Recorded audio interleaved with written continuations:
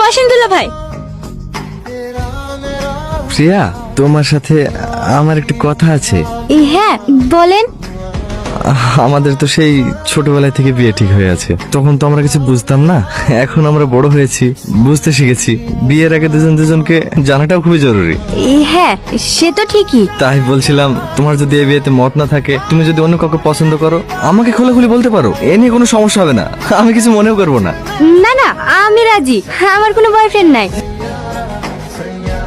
আমাকে পছন্দ তোমার? হ্যাঁ পছন্দ হবে না কেন? আপনি এত সুন্দর দেখতে, আপনি অনেক স্মার্ট, আমার খুব ভালো লাগে আপনাকে। তোমার জন্য ছোট্ট উপহার। কই দেখি।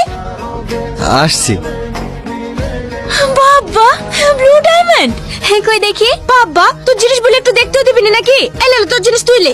না না দেখ দেখ। ভাই ভাই, ওই তো তোর গার্লফ্রেন্ডে হবু বয়। পেয়াদের তেসে জোড়া। হ্যাঁ, শালার বিরাট ভাব। থাম। আমাকে ডাকছেন? হ্যাঁ হ্যাঁ, তুই হাতটা বাড়ি খেলবে? আমি?